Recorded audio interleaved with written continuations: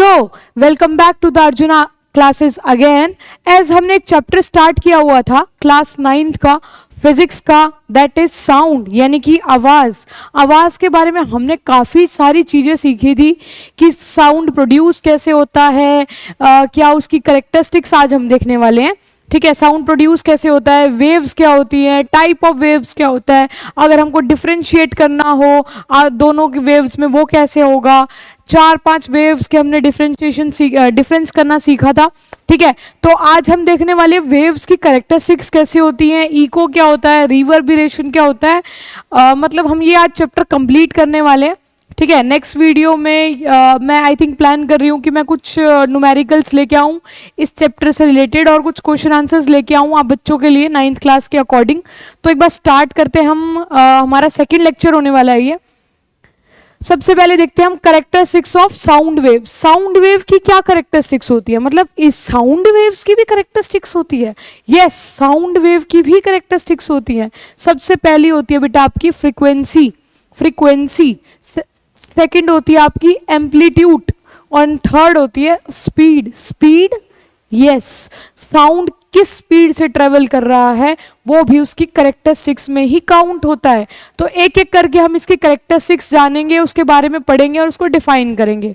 ठीक है, तो आपको ये प्रॉपरली नोट्स बनाने हैं। ऐसा आप 9th क्लास में हो गए हो, आप प्रॉपरली नोट्स बनाना स्टार्ट करो। जितने अच्छे से नोट्स को मेंटेन रखोगे उतना पॉसिबली बहुत अच्छा होगा आपके लिए। लेकिन जब आप एग्जाम देने जाते हो ना, उससे एक दिन पहले जो पढ़ने होते हैं वो आपके लिखे हुए खुद के नोट्स होते हैं। तो आप एक तो फुल लेंथ नोट्स बनाइए और एक बनाइए आप शॉर्ट नोट्स जिसके अंदर आप फॉर्मूले लिख रहे हैं और खुद को आप समझा रहे हैं। जैसे अभी मैं आप लोगों को पढ़ा रही हूँ, लेकिन मेरे से पढ़ने के बाद जब आपको ये चैप्टर लर्न हो जाएगा, समझ में आ जाएगा, तो आप अपने फ्रेंड्स को पढ़ा सकते हो, किसी को भी पढ़ा सकते हो। ठीक है, तो स्टार्ट करते हैं हम फर्स्ट करेक्टरिस्टिक से, दैट इज फ्रीक्वेंसी। फ्रीक्वेंसी को लिखा जाता है बेटा न्यू से। ये जो ऐसे लिखा हुआ है इसको बोलते हैं न्यू। मैं यहाँ लिखती जा रही हूँ, इसको क्या बोलते हैं, न्यू, दैट इज न्यू। ठीक है, या फिर इसको आप एफ भी लिख सकते हो। कुछ बुक्स एफ भी प्रेफर करती है और कुछ बुक्स न्यू भी प्रेफर करती हैं। लिखना इसको वी की तरह है, थोड़ा सा कर्सिव ले जाओ, दैट्स इट। ठीक है, आप देखेंगे फ्रीक्वेंसी होता क्या है, the number of oscillations, compression and rarefaction that passed fixed point in 1 second. सुना मैंने किसके ऊपर जोर दिया, 1 सेकेंड, 1 सेकेंड, 1 सेकेंड। फ्रीक्वेंसी क्या होती है, उतनी ऑसिलेशन जो 1 सेकेंड के अंदर हो रही है। अगर मैं सिंपल वर्ड्स में समझाऊं, 1 सेकेंड में कितनी ऑसिलेशन हो रही है उसको आप बोलते हो फ्रीक्वेंसी। इसके बाद आप एक एक्टिविटी करना, चाहे स्कूल में करो, चाहे घर में करो, चाहे अपने बड़े भाई बहनों के साथ करो, चाहे अपने मदर फादर के साथ करो, लेकिन करनी है। क्या करना है, आपको एक टेबल लेनी है, उसके ऊपर ऐसा अपना कान टिकाना है, अपना या फिर अपने फ्रेंड का, अपने साथ भी कर सकते हो, रखना है और किसी को बोलना उस बेंच पे धप इतनी जोर से मारे, ठीक है, जो आपको सुनाई दे। 1 सेकेंड के अंदर उसके अंदर वाइब्रेशंस आपको सुनती रहेंगी। तो जब वो आप निकालेंगे, कैलकुलेट करेंगे, वो आपकी फ्रीक्वेंसी कहलाएगी। क्या कहलाएगी, फ्रीक्वेंसी। तो फ्रीक्वेंसी क्या होती है, जितनी ऑसिलेशंस आप कर रहे हो 1 सेकेंड के अंदर प्रोड्यूस हो रही है। जैसे कि चाहे कंप्रेशन हो चाहे रेयरफेक्शन हो, ये नहीं, जब भी अब मैं बात करूंगी किसी भी कैरेक्टरिस्टिक्स की तो उसके अंदर कंप्रेशन और रेयरफेक्शन दोनों एक साथ इंक्लूडेड होंगे। ठीक है, एक की बात नहीं करूंगी मैं, दोनों की इकट्ठे करूंगी वरना दूसरा बुरा मान जाएगा। ठीक है, चलिए, कंप्रेशन और रेयरफेक्शन एक साथ जब कंप्लीट कर रहे हैं, एक ऑसिलेशन बना रहे हैं 1 सेकेंड के अंदर, उसको हम बोलते हैं फ्रीक्वेंसी। इसकी एसआई यूनिट होती है बेटा हर्ट्ज। इसको पढ़ना सीखना है, प्रोनाउंसिएशन भी साथ साथ हमें देखनी है। इसको बोलते हैं हर्ट्ज और लिखते हैं इसको HZ, ऐसे लिखा जाता है इसको। ये होती है हमारी एसआई यूनिट किसकी, फ्रीक्वेंसी की। Related to the pitch of sound, आपकी फ्रीक्वेंसी किससे रिलेट करती है बेटा, पिच से। जो साउंड की आपकी पिच होती है, क्रिकेट वाली पिच की बात नहीं कर रही हूं मैं, खुश मत हो ज्यादा, साउंड की पिच की बात कर रही हूं। आवाज की भी एक पिच होती है। कैसे, how the brain interprets frequency, जैसे जैसे ब्रेन फ्रीक्वेंसी को इंटरप्ट करता है यानी कि जानता है, उससे आपकी पिच हाई या लो हो जाती है। कैसे? हायर फ्रीक्वेंसी यानी कि हायर पिच, यानी कि मैं बहुत जोर से बोल रही हूँ, यानी कि मेरी पिच ज्यादा है, यानी कि मेरी फ्रीक्वेंसी हाई है यहाँ पर। ठीक है, एक सेकंड के अंदर मेरी ऑसिलेशंस की फ्रीक्वेंसी ज्यादा है, एक सेकंड में ऑसिलेशंस ज्यादा हो रहे हैं, इसलिए फ्रीक्वेंसी ज्यादा है, इसका मतलब पिच ज्यादा है। ठीक है, एग्जाम्पल देखेंगे, a violin has a higher pitch due to its higher frequency compare to a drum. जो आपका वायलिन होता है उसकी फ्रीक्वेंसी क्या होती है? काफी ज्यादा हाई होती है देन ड्रम। ड्रम बजाते हो ना, उससे ज्यादा फ्रीक्वेंसी किसकी होती है? आपकी वायलिन की होती है, क्योंकि पिच क्या होता है बेटा उसके अंदर? हाई होती है। पिच क्या होती है? हाई होती है। यहां से आपका एक क्वेश्चन बन जाता है कि भाई क्यों ज्यादा सुनाई देता है तुम्हें वायलिन, या कुछ भी, कोई भी क्वेश्चन बनाया जा सकता है। अब देखो एक डायग्राम मैंने यहाँ पे डिपिक्ट किया है low frequency and high frequency का। लो फ्रीक्वेंसी में देखो जो नॉर्मल वेव आपकी जा रही है, प्रॉपर इसके अंदर स्पेसिंग है जितनी होनी चाहिए जैसे वेव होती है। लो फ्रीक्वेंसी में बात करना मतलब लो, धीरे बोलना, ठीक है, धीरे बोलिए। लेकिन हाई फ्रीक्वेंसी यानी कि आप जल्दी जल्दी जल्दी जल्दी जल्दी बोल रहे हैं, जल्दी जल्दी वो चीज बजा रहे हैं, जैसे कि वायलिन हो गया, तो वो होती है आपकी हाई फ्रीक्वेंसी के अंदर डाली जाती है उसको। यानी कि देखो वेव्स देखो कैसे चल रही है, ऐसे ऐसे ऐसे ऐसे ऐसे ऐसे ऐसे ऐसे ऐसे और ऐसे, फटाफट फटाफट फटाफट हाई फ्रीक्वेंसी में ये वेव्स आपकी दौड़ रही हैं। तो यहाँ आपने सीखा फ्रीक्वेंसी के बारे में। ठीक है, अब चलते हम नेक्स्ट पे। अभी भी फ्रीक्वेंसी चली रही है, वैसे खत्म नहीं हुआ है फ्रीक्वेंसी का टॉपिक। फ्रीक्वेंसी क्या होती है? जब साउंड वेव प्रोपोगेट करता है किसी मीडियम से, जब साउंड वेव प्रोपोगेट करता है मीडियम से। पिछली वीडियो अगर आपने नहीं देखी है तो बेटा ये आपको नहीं समझ में आएगी, क्योंकि इसके अंदर हम कैरेक्टरिस्टिक्स पढ़ रहे हैं। जैसे कि मैंने बताया था 9th क्लास में कुछ वर्ड्स होंगे जो आपको याद रखने हैं, जैसे कि प्रोपोगेट करना, मीडियम क्या होता है, ये सब आपको पता होना चाहिए। अगर आपको ये सब नहीं पता है तो एक बार आप प्रीवियस लेक्चर देख लीजिए। ठीक है, when a sound wave propagates through a medium, जो डेंसिटी होगी वो ऑसिलेट करेगी मैक्सिमम वैल्यू और मिनिमम वैल्यू के बीच में। क्या मतलब है इसका? जब साउंड वेव एक मीडियम से ट्रेवल कर रही है तो जो आपका ये ऑसिलेशंस होगी वो किस किस के बीच में होगी? कंप्रेशन और रेयरफेक्शन के बीच में। उसको भी आप फ्रीक्वेंसी कह सकते हैं, और उसकी मैक्सिमम वैल्यू रहेगी कंप्रेशन में, मिनिमम वैल्यू रहेगी रेयरफेक्शन में। ठीक है, उसके बाद क्या है? टाइम की बात करते हैं। फ्रीक्वेंसी हो और टाइम ना हो ऐसा नहीं हो सकता, क्योंकि हम सेकंड्स में बात कर रहे हैं, तो हम टाइम की बात भी करेंगे। The time taken for one complete oscillation, the time taken for one complete oscillation, एक ऑसिलेशन को कंप्लीट करना है मैक्सिमम डेंसिटी से मिनिमम तक और वापस मैक्सिमम तक आना, उसको हम बोलते हैं बेटा टाइम पीरियड। क्या बोलते हैं? Time period. अगर मैं डिफाइन करने को बोल दूं आपको, टाइम पीरियड क्या होता है? टाइम पीरियड इसको लिखते हैं बेटा स्मॉल टी से। किससे लिखते हैं? स्मॉल टी से इसको लिखा जाता है। क्या मतलब है इसका? कि कितना टाइम लिया गया, यानी कि कितना टाइम लिया गया एक ऑसिलेशन को कंप्लीट करने में मैक्सिमम डेंसिटी से मिनिमम तक और दोबारा मैक्सिमम तक आने में टाइम। अब इसको कैसे समझाया जाए? देखिए, सिंपल पेंडुलम सबने देखा है, जैसे पेंडुलम यहाँ पे बॉब लटका हुआ होता है। ठीक है, यहां से वो स्टार्ट होगा, यहां तक ऐसे आएगा और यहां तक ही वापस आ जाएगा। ये आप क्लास 11th में पढ़ने वाले हैं। किस पोजीशन को आप कौन सी पोजीशन कहते हैं, इसको कौन सी कहते हैं, इसको कौन सी कहते हैं। ठीक है, अगर मैं फर्स्ट पोजीशन से स्टार्ट हो रही हूं, मैं यहां पहुंची, यहां पहुंचा, देन वापस इस पोजीशन तक जब वो आएगा, जो उसने टाइम कंप्लीट किया अपना एक चक्कर काटने में, that is your time period. ऐसे समझना है। ठीक है, साउंड वेव निकली, वापस आई। अब इसका फॉर्मूला होता है आपका टाइम पीरियड का। टाइम और ऑसिलेशंस का आपस में क्या रिलेशन होता है? कि जो फ्रीक्वेंसी होती है बेटा, देखो यहाँ पे एफ से लिखा हुआ है, कुछ बुक में एफ से लिखा जाता है और कुछ बुक में आपका न्यू से भी लिखा गया है। ये लिख दिया मैंने न्यू। ठीक है, फ्रीक्वेंसी का फॉर्मूला क्या होता है? Oscillations upon time. और ऑसिलेशंस कितनी बताई थी फ्रीक्वेंसी के टाइम? 1। तो आपका फॉर्मूला बनता है T is equal to 1/f। ये आपका एक फॉर्मूला है। लेकिन अगर मुझे एक और फॉर्मूला बताना हो तो मैं कैसे बनाऊंगी? मैथ्स में हमने पढ़ा है ये f बेटा ऊपर चला जाएगा, t इसकी जगह आ जाएगा, यानी कि क्रॉस मल्टीप्लिकेशन। तो आपका फॉर्मूला ये भी हो जाएगा, दीज बोथ आर वैलिड, ये आपका दूसरा फॉर्मूला हो जाएगा। अब आपको क्या याद रखना है, फ्रीक्वेंसी और टाइम पीरियड आपस में क्या है, क्या संबंध है इनका आपस में, रेसिप्रोकल होने का। किसका, रेसिप्रोकल होने का।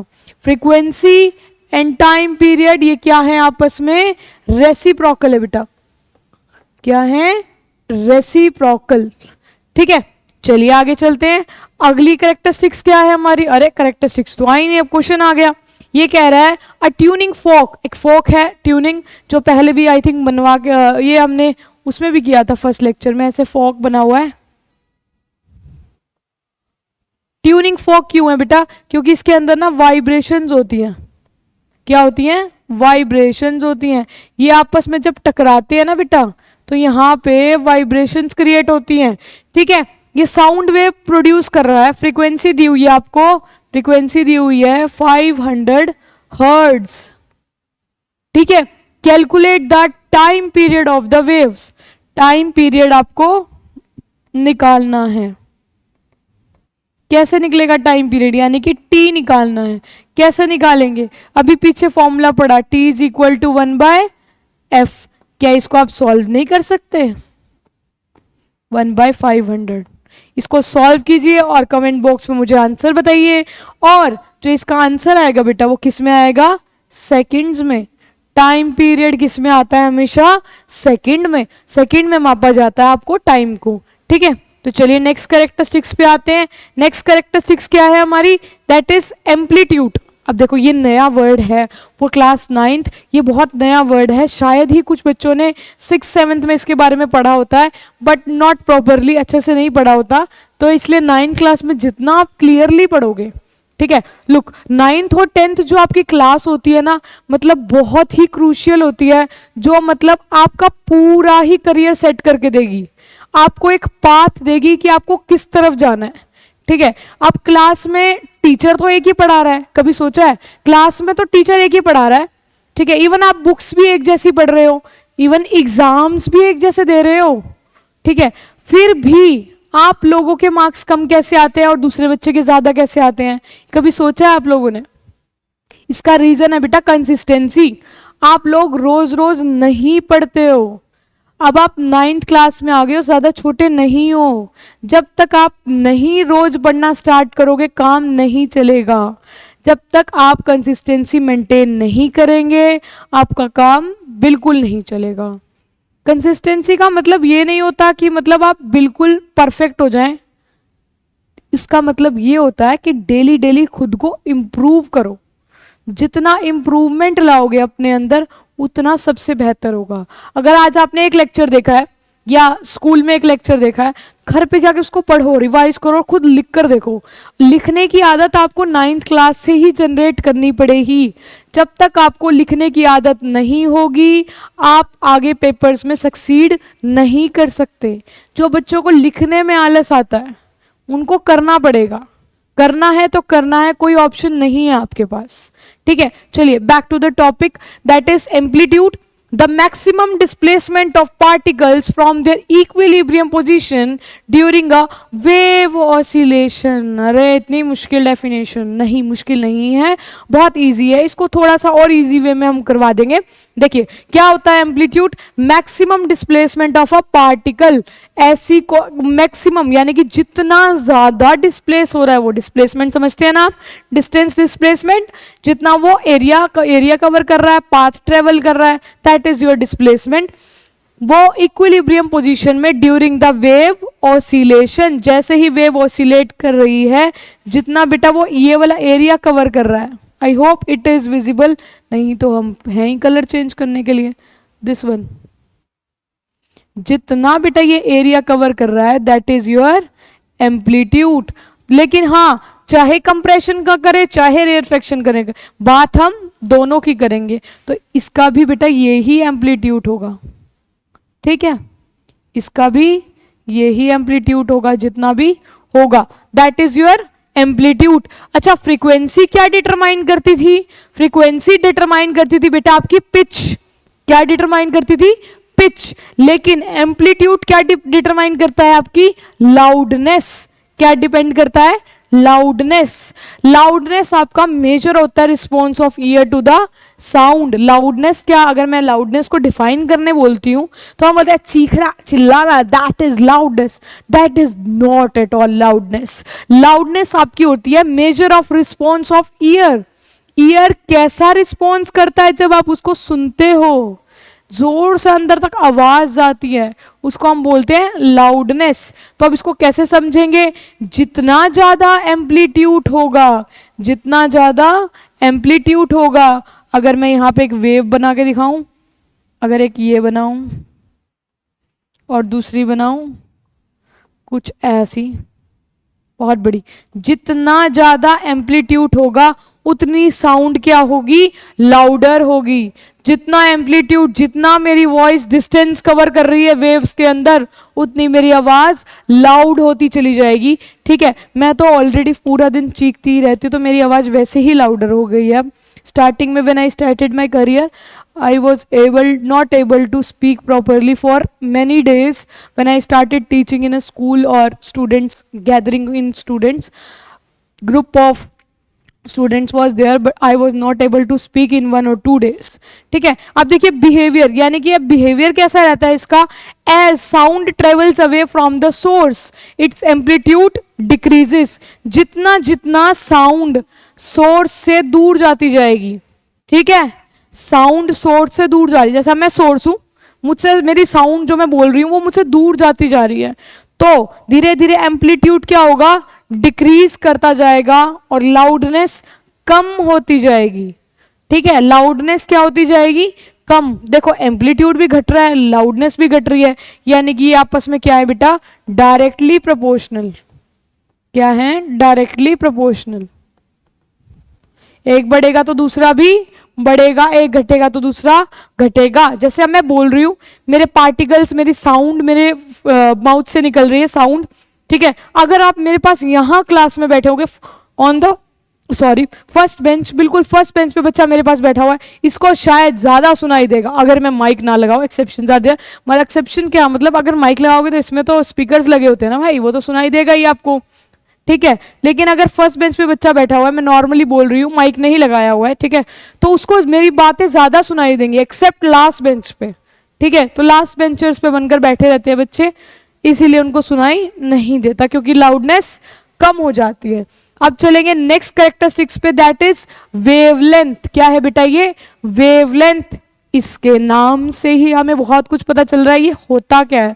वेव लेंथ, सबसे पहले इसको डिनोट करते हैं बेटा लेमडा से। मोस्ट इंपॉर्टेंट थिंग, किससे डिनोट करते हैं बेटा इसको? लेमडा से। इसको लेमडा से डिनोट करते हैं बेटा। ऐसे बनाया जाता है आपका लेमडा। मैं इसको डार्क करने की कोशिश कर रही थी। दैट इज अच्छा, ओके। एम्पलीट्यूड भी नहीं देखा हमने, हाँ इसका देख लिया हमने। फ्रीक्वेंसी का हमने देख लिया, ऐसा यूनिट क्या होती है? हर्ट्ज हमारे वेवलेंथ पे।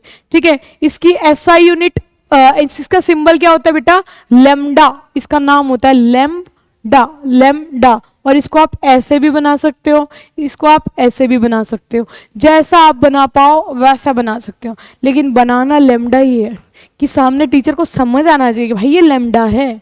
कोई ऐसे सिंबल खुद से मत बनाया ना, साइंटिस्ट ने बहुत मेहनत करी जब जाके सिंबल्स बनाए हैं उन्होंने, तो तुम खुद अपने इन्वेंट मत कराना। तो there is a wavelength. Wavelength क्या होता है? The distance between two consecutive compression और टू कंजिक्यूटिव रेयरफेक्शन, यानी कि ऊपर कंप्रेशंस कहाँ होते हैं? ऊपर, चोटी, इन दोनों के बीच में जो डिस्टेंस होगा उसको हम बोलेंगे वेवलेंथ। या फिर हम बोल सकते हैं कि एक वेव की लेंथ, अगर और इजी तरीके से समझना है, देखो इसका नाम क्या है? वेव साथ में है लेंथ, वेव साथ में है लेंथ, यानी कि एक वेव की लेंथ को बोलते हैं वेवलेंथ। वेरी इजी, दो डेफिनेशंस बताई हैं मैंने। एक क्या बताया? एक वेव की लेंथ को बोलते हैं वेवलेंथ, या फिर बोल सकते हैं distance between two consecutive compression and rarefaction. कैसे? अब देखिए एक क्वेश्चन मैं आपसे पूछना चाहूंगी, बाद में हम सब कुछ देखेंगे। There is a question, I hope this is visible. Yes, अगर मैं क्वेश्चन पूछूं कि बेटा इसके अंदर कितनी वेव्स आपको विजिबल है, तो एक बार मुझे बताइए कितनी वेव्स आपको इसमें विजिबल हो रही हैं। ठीक है, कई बच्चे होंगे वो कहेंगे मैम हमें दिख रही हैं 3 वेव्स। ठीक है, कोई कहेगा हमें दिख रही हैं 4 वेव्स, कोई कहेगा 2 दिख रही हैं। कैसे कैसे पता चला? आपको ये नहीं गिनने बेटा, आपको गिननी है एक कंप्रेशन गिनना है, एक रेयरफेक्शन गिनना है। देखो कंप्रेशन और रेयरफेक्शन से मिलके एक वेव बनती है। ठीक है, और अब जब एक वेव की बात करूंगी तो एक कंप्रेशन उठाऊंगी और एक ही रेयरफेक्शन उठाऊंगी। तो अगर एक कंप्रेशन एक रेयरफेक्शन यहां पे खत्म होगी बेटा, ये होगी आपकी एक वेव, सिर्फ एक वेव। ठीक है, और यहां से यहां तक हमारी क्या होगी? सेकेंड वेव, और यहां से यहां तक होगी हमारी थर्ड वेव। ठीक है, तो मैंने वेवलेंथ क्या बताया? Distance covered by one wave. देखो यहां से यहां तक एक वेव कैरी कर रही है, यहां से यहां तक एक वेव की लेंथ उसको हम बोलेंगे वेवलेंथ। एक वेव की लेंथ, देखो इसमें भी दिखा रखा है वेवलेंथ ये वाली है बेटा आपकी, ये रेड वाला पोर्शन, ये वाला, ये होगी आपकी वेवलेंथ। लिखते किससे बेटा इसको? लैम्डा से। अब वो बात करते हैं एसआई यूनिट की। इसकी एसआई यूनिट क्या होती है? मीटर। मीटर क्यों होती है? अरे है तो ये लेंथ ही ना बेटा, लेंथ को किस में मेजर करते हो? मीटर को। अच्छा चलो यहाँ से एक छोटा सा कंसेप्ट मुझे याद आया। अच्छा, what do you mean by SI unit? हम सबकी यूनिट्स क्यों करते हैं बताइए? अब यहाँ पे मैंने मीटर बताई, क्यों? कुछ और क्यों नहीं बताई? मीटर ही क्यों बताई? फ्रीक्वेंसी की हर्ट्ज ही क्यों बताई? कुछ और क्यों नहीं होती? देखो एसआई यूनिट क्या होती है? जिस चीज में आप उसको मेजर कर रहे हो। अब जैसे अगर मैं वेट करवाने जाऊं अपना, तो अगर आप भी जाते हैं, अब मान लीजिए आपका वेट है 90 kgs, मेरा नहीं है आपका बोला इसीलिए 90 kgs, तो हमें देख के क्या बोलेंगे? अरे मैं तो 90 kgs का हूं। ये तो नहीं बोलोगे 90 लीटर्स है मेरे अंदर या 90 मीटर है, नहीं ना। वेट के लिए एक पर्टिकुलर हमने यूनिट डिसाइड कर दी है कि हमने केजी में या फिर किलोग्राम में ही हमको मापना है या फिर मेजर करना है। सेम फॉर दिस, कि भाई हमने वेवलेंथ को एक जगह में बांध दिया है कि भाई हम इसको मीटर में ही पढ़ेंगे तो मीटर में ही पढ़ेंगे। इसकी एसआई यूनिट क्या होती है बेटा? मीटर। वेवलेंथ आपकी फिजिकल डिस्टेंस होती है जिसमें से वेव पैटर्न रिपीट हो रहा है। वेवलेंथ आपकी फिजिकल डिस्टेंस है जिसमें से वेव पैटर्न रिपीट हो रहा है। देखो दोबारा से वेव पैटर्न रिपीट हो रहा है। एग्जाम्पल क्या लेंगे कि कोई साउंड वेव एयर में से मूव कर रही है। ठीक है, तो डिस्टेंस फ्रॉम वन कंप्रेशन से नेक्स्ट कंप्रेशन, नेक्स्ट रेयरफेक्शन से उससे अगला, उसे ये सेम चीज लिखी हुई है बेटा जो ऊपर लिखी हुई है, ये सेम मैंने यहाँ पे लिख दिया है शायद गलती से एग्जाम्पल में। ठीक है, ये सेम चीज लिखी हुई है। तो ये हो गई हमारी एक और कैरेक्टरिस्टिक्स पूरी। उसके बाद हम चलते बेटा स्पीड के ऊपर। अब स्पीड क्या होता है? जो हम बचपन से पढ़ते आ रहे हैं, जब हमने साइंस पढ़ना शुरू किया था, जब हम छोटे हुआ करते थे, छोटे छोटे होकर हम लोग साइंस पढ़ना स्टार्ट किया था, स्पीड, डिस्टेंस, टाइम, तब से हमारा पीछा नहीं छोड़ रहा है, ये वही है। लेकिन हम किसकी पढ़ेंगे? साउंड वेव्स की स्पीड के बारे में पढ़ेंगे। देखिए, distance travelled by a sound wave per unit time, distance travelled by sound wave per unit time. देखो स्पीड का फॉर्मूला आप हमेशा पढ़ते आए हो, क्या पढ़ते आए हैं हम? Distance upon time, D upon T. ये वही है, ये वही है। Speed is equal to distance upon time. ये भी फॉर्मूला आपको लर्न करना है। फ्रीक्वेंसी का किया, टाइम पीरियड का किया, अब हमने स्पीड का किया। ठीक है, अब इसकी फैक्टर्स अफेक्टिंग क्या होते हैं? यानी कि स्पीड भी तो किसी चीज पे डिपेंड करती है। अच्छा एसआई यूनिट तो मैंने बताई नहीं, एसआई यूनिट तो पता ही है। रियल वाली स्पीड जो हम पढ़ते हैं उसकी कितनी होती है?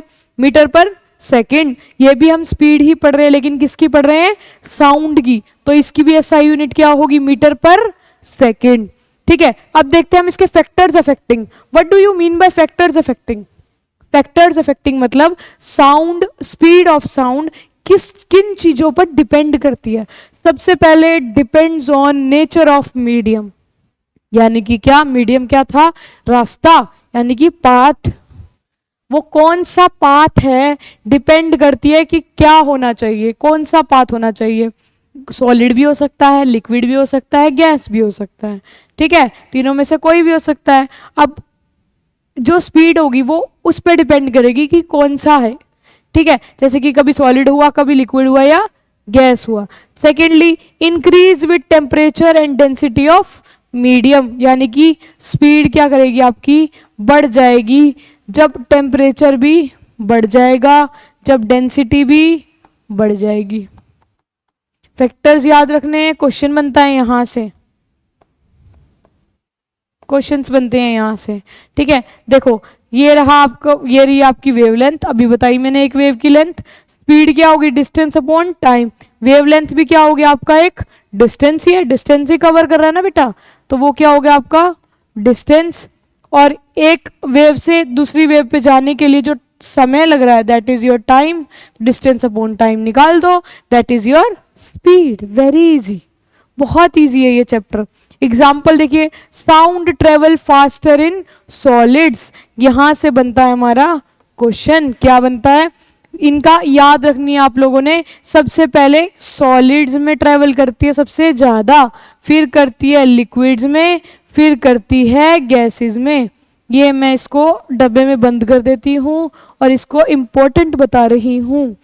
क्या मतलब इसका, कि इसके ऊपर क्वेश्चंस पूछे जाते हैं, आपको एग्जांपल दे देंगे कुछ सॉलिड के, कुछ लिक्विड के, कुछ गैस के, और आपसे पूछा जाएगा किसमें स्पीड ऑफ साउंड सबसे ज़्यादा और जल्दी ट्रेवल करेगी, तो आपने कौन सा ऑप्शन उठाना है, सबसे पहले सॉलिड, फिर लिक्विड एंड देन गैस, ठीक है। ये आपको याद रखना है, यहाँ से प्रॉपरली क्वेश्चन आता है।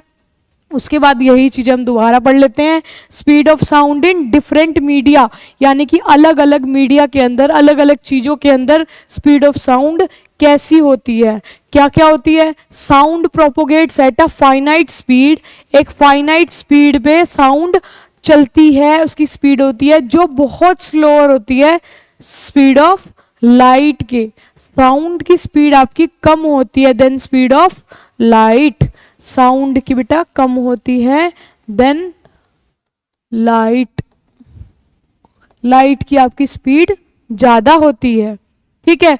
This explain why thunder is seen after lightning is seen, ये क्वेश्चन है आपका, एनसीईआरटी में भी है ये, इसको एक बार मैं मार्क कर देती हूँ। क्या कहना चाह रहा है ये बोल रहा है कि जब बिजली आती है, जब बिजली आती है तो आपको पहले, मतलब थंडर स्टॉर्म आता है, आपको हमेशा पहले क्या दिखाई देती है, आपको थंडर स्टॉर्म की आवाज़ बाद में सुनाई देगी, लेकिन उसकी लाइटनिंग, उसकी बिजली की आवाज़, वो कांपता हुआ, वो हमको पहले दिखाई देता है, लेकिन साउंड हमको हमेशा बाद में सुनाई देती है। तो उसका अगर रीज़न पूछा जाए तो हमें क्या रीज़न लिखना है उसके अंदर, कि भाई स्पीड ऑफ साउंड लेस होती है किससे, स्पीड ऑफ लाइट से। उसके बाद चलते हैं, स्पीड ऑफ साउंड किस पे डिपेंड करता है, अभी हमने पढ़ा था मीडियम की प्रॉपर्टी पे, टेम्परेचर पे और डेंसिटी पे डिपेंड करता है।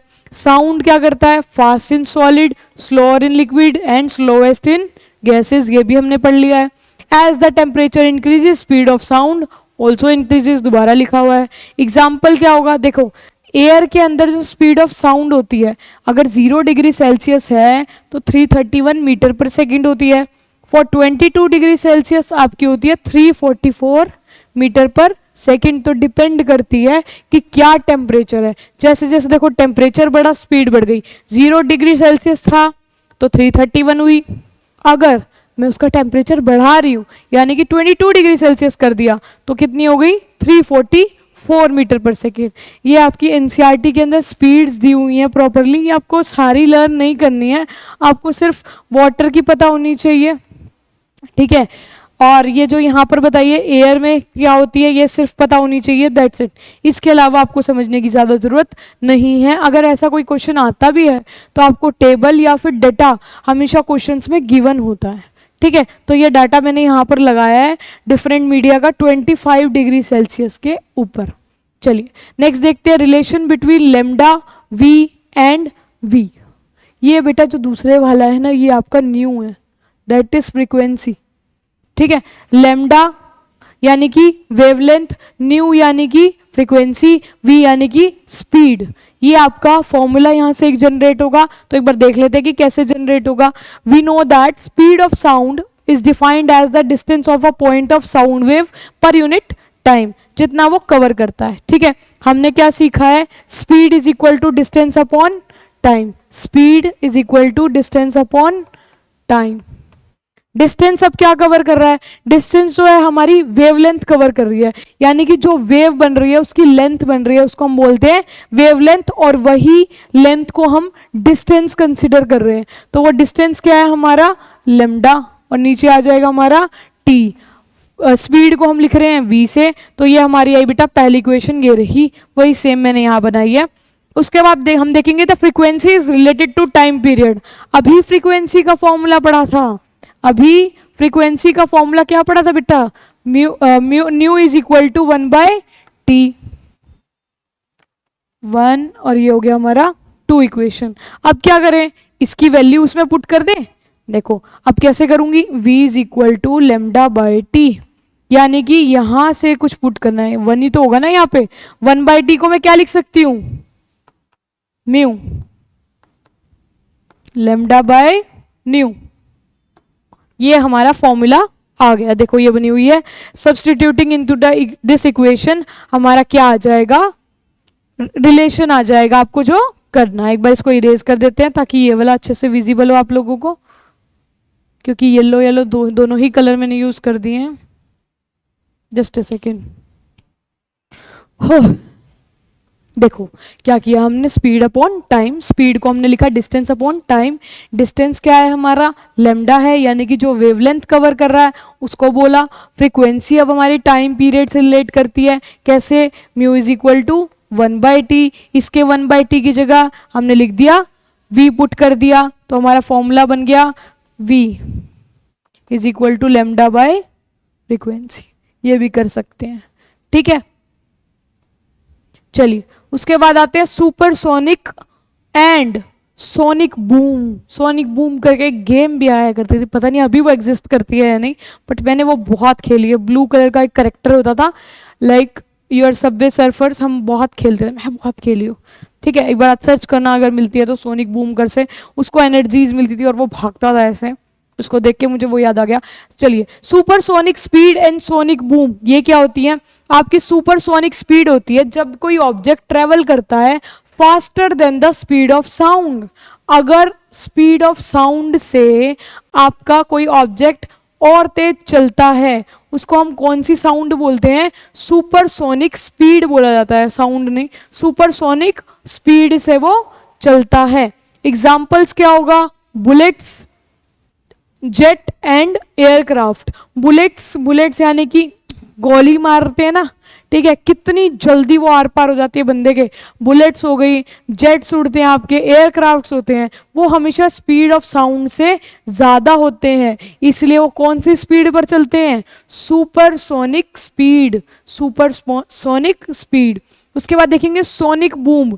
ये क्या होता है, सोनिक बूम आपकी ऐसी शार्प और लाउड साउंड होती है, जब कब प्रोड्यूस होती है, ये जब प्रोड्यूस होती है, कब प्रोड्यूस होती है, जब होती है जब सुपरसोनिक ऑब्जेक्ट, यानी कि ये वाले ऑब्जेक्ट्स आपके वो क्या करते हैं, जनरेट करते हैं shock waves in the air. हवा में बहुत सारी शॉक वेव्स प्रोड्यूस करते हैं। इस शॉक वेव्स के अंदर एक सिग्निफिकेंट एनर्जी होती है, जिसके अंदर भर भर के इंटेंस एयर और प्रेशर के वेरिएशंस होती हैं उसके अंदर, तब जो आवाज सुनाई देती है वो होती है आपकी सोनिक बूम, बहुत ज्यादा आवाज सुनाई देती है। इफेक्ट्स क्या रहते हैं कि भाई इसकी वजह से ना बेटा आपके ग्लास टूट सकते हैं, अगर आपका घर शीशे का है टूट जाएगा, सोनिक बूम नहीं सुनानी उन्हें। कैन शेटर ग्लास, में डैमेज बिल्डिंग्स, बिल्डिंग्स को प्रॉपरली ये डैमेज कर सकता है, ठीक है। अगर आप, ये बहुत इंपॉर्टेंट टॉपिक है, एक बार आप इसका स्क्रीनशॉट ले लीजिए। I am getting water for my self right now.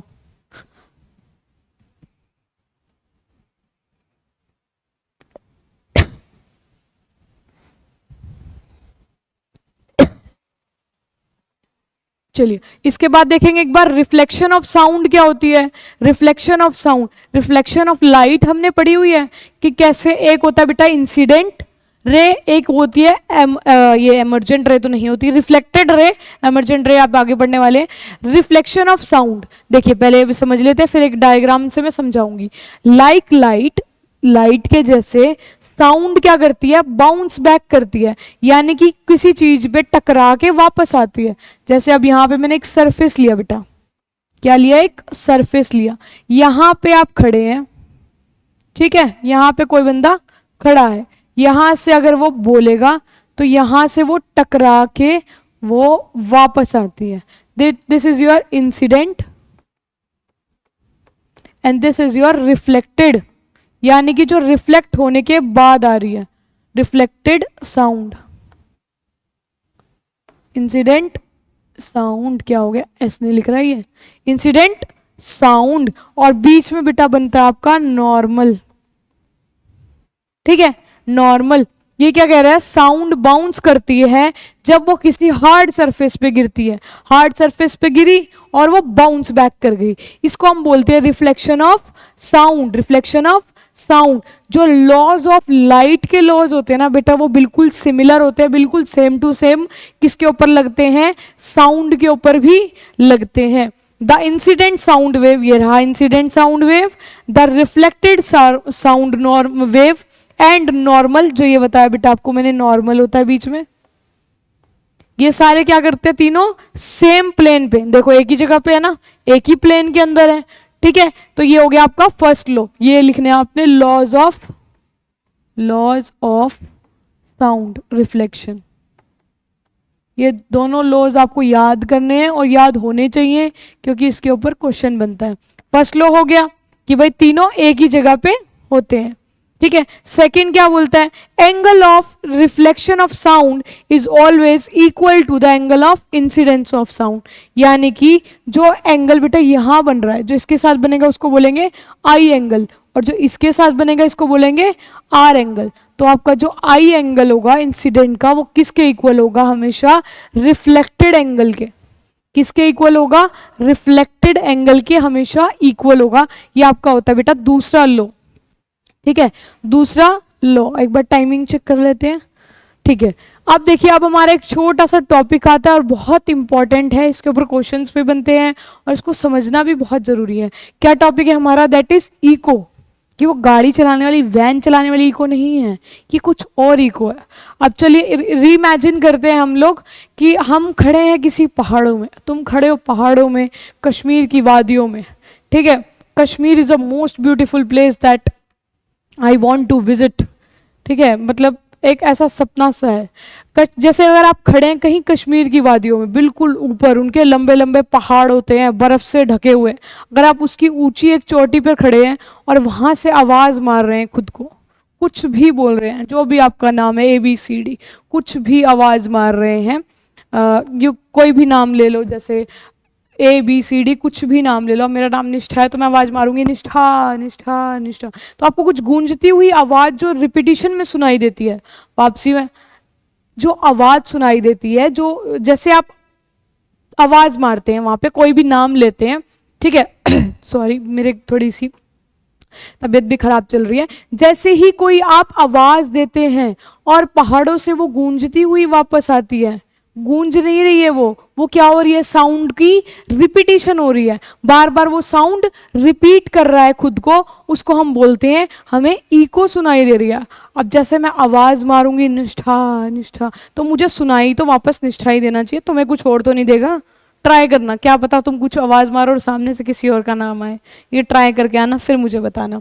तो क्या फिनोमिना है ये, the phenomena where a sound produce is heard again, बार बार अगर वो साउंड हमें प्रोड्यूस कर सुनाई दे रही है और यहाँ से वो प्रोड्यूस हो रही है, देखो यहाँ पे टक्कर खा के वो वापस हमें सुनाई दे रही है, वो साउंड क्या हो रही है, वापस आगे जाके वो टक्कर खा के हमें सुनाई दे रही है, हमारे कानों तक पहुंच रही है, उसको हम बोलते हैं इको। अब इसकी कुछ कंडीशंस होती हैं, क्या होती हैं, कंडीशंस, अरे कंडीशंस, क्या कंडीशंस होती हैं, पहली कंडीशन होती है, अब ये तो है नहीं, देखो आप नॉर्मल घर में बैठे होते हो, क्या आपको गूंजती हुई आवाजें सुनाई देती हैं? तुम्हारी मम्मी आवाज मारती है, अरे बेटा सुनाई देता तुमको गूंजता हुआ? नहीं। हाँ, लाउडनेस तो होती है मम्मी की आवाज में। देखो, एक बारी में नहीं सुनोगे तो लाउड ही बोलेंगी ना वो, एक बारी में सुन के मम्मी के पास पहुंच जाया करो, वरना मम्मी अगले दूसरे सेकंड में आप लोगों के पास आ जाएंगी। ठीक है, तो लाउडनेस, लाउडनेस बोलने लगी मैं। इको, इको कैसे डिफाइन करेंगे? इसकी कंडीशंस होती हैं। इको सुनने के लिए आपको कंडीशंस की जरूरत होती है, अगर वो कंडीशन फुलफिल नहीं होती है तो आपको इको सुनाई नहीं देगी। आपको आवाज गूंजवानी है अपनी। कैसे होगा? To hear a distinct echo, the time interval between the original and reflected sound. जो ओरिजिनल यानी कि जो मैं बोल रही हूँ, ओरिजिनल इंसान बोल रहा है वो, और जो आवाज रिफ्लेक्ट करके आने वाली है उसके बीच में जो टाइम इंटरवल होता है वो 0.1 सेकेंड का होना चाहिए। कितना होना चाहिए? 0.1 सेकेंड का, क्योंकि साउंड हमारे ब्रेन में 0.1 सेकेंड तक ही परसिस्ट करती है, उसके बाद उसको नेक्स्ट साउंड चाहिए होती है। इतनी ही वेव हमारे अंदर जाती है और गायब हो जाती है। इसीलिए हमको सुनने के लिए 0.1 सेकेंड टाइम इंटरवल साउंड को लेना होगा। और डिस्टेंस का भी खेल होता है। जो मिनिमम डिस्टेंस होता है ऑब्स्ट्रक्शन और रिफ्लेक्टिव सरफेस के बीच में। ऑब्स्ट्रक्शन क्या बेटा? जैसे मैंने बोला कश्मीर की वादियों में, यानी कि साइडों में पहाड़ ही पहाड़ हैं, जिससे मेरी वॉइस टकराई है वो ऑब्स्ट्रक्शन हो गया, ऑब्स्ट्रक्ट कर रहा है, उसको टक्कर खाई जिससे मेरी आवाज वो। और रिफ्लेक्टिंग सरफेस, रिफ्लेक्टिंग साउंड, उसके बीच में आपका डिस्टेंस होना चाहिए बेटा 17.2 मीटर। ये कंडीशंस आपको याद करनी है क्योंकि पूछी जाती है 4 to 5 मार्क्स में हमेशा पूछी जाती है। Multiple echoes can be heard due to multiple reflection. यहां से भी क्वेश्चन आता है कि आपको मल्टीपल इकोज सुनाई दे सकती है कभी, या आप एक ही बंदा बोलोगे उन्हीं को ही सुनाई देगा? नहीं, मल्टीपल इको भी सुनाई देंगी। अगर रिफ्लेक्शन मल्टीपल करवा दो, यहाँ से बोलो निष्ठा, यहाँ से बोलो सोनू, यहाँ से बोलो मोनू, यहाँ से बोलो टोनू, जो भी बोलोगे, ठीक है, जो भी आप नाम बोलोगे सब रिपीट होकर आपको वापस सुनाई देगा। दैट इज योर इको और उसकी कंडीशंस। उसके बाद आपको एक टॉपिक आता है बेटा रिवर्बिरेशन का। किसका? रिवर्बिरेशन। ये नया टॉपिक है, इसकी कुछ चीजें भी समझनी पड़ेंगी आपको। क्या है? Reverberation is the persistence of sound caused by repeated reflections from walls. यानी कि दीवारों से टकरा के जो आवाजें यहाँ पे गूंजती हैं, ठीक है, गूंजना वो था इको के अंदर, लेकिन परसिस्टेंट साउंड का हो रहा है अगर एक रूम में। अब जैसे मैं यहाँ पे पढ़ा रही हूँ तो मेरा रूम इस टाइम पर बंद है और काफी खोलो है, ठीक है, अगर मैं चिल्ला रही हूँ तो मुझे मेरी आवाज रिपीट होती होती सुन रही है, वापस वही की वही नहीं सुनाई दे रही है, लेकिन आवाज ज्यादा सुनाई दे रही है और वो परसिस्ट कर रही है। उसको हम बोलते हैं वॉल्स पे, सीलिंग्स पे, या फिर कोई भी सरफेसेस जो एनक्लोज्ड हो यानी कि बंद जगह पर सुनाई देता है, उसको बोलते हैं रिवर्बिरेशन। जैसे कि अगर आप घर, नया नया घर बन रहा होता है तो उसमें कोई सामान नहीं होता, उसमें जाके आवाज मारो, हेलो हेलो, ऐसे आवाज, एक ही आवाज देनी है, हेलो, ऐसे गूंजती हुई सुनाई देगी, पीछे वाइब्रेशन से सुनाई देंगी। That is your reverberation. Echo क्या होती है? वही की वही आवाज आपको दोबारा सुनाई दे, वो होती है इको। रिवर्बिरेशन उसको गूंजना है एक ही आवाज का। It occurs when a sound continues to be heard even after the source stop producing it. देखा क्या मतलब इसका? ये तब होता है, ये कब होती है? जब ऐसी साउंड यानी कि जो प्रोड्यूस हो रही है वो रुक जाए, उसके बाद भी ऐसा थोड़ा सा आवाज गूंजती रहे, तो उसको हम बोलते हैं रिवर्बिरेशन। अब देखिए इन लार्ज स्पेसेस, जैसे कि बहुत बड़े बड़ी जगह में, जैसे कि ऑडिटोरियम हो गया, आपके हॉल्स हो गए, हॉल्स यानी यहाँ पे आप मूवी थिएटर्स भी बोल सकते हो,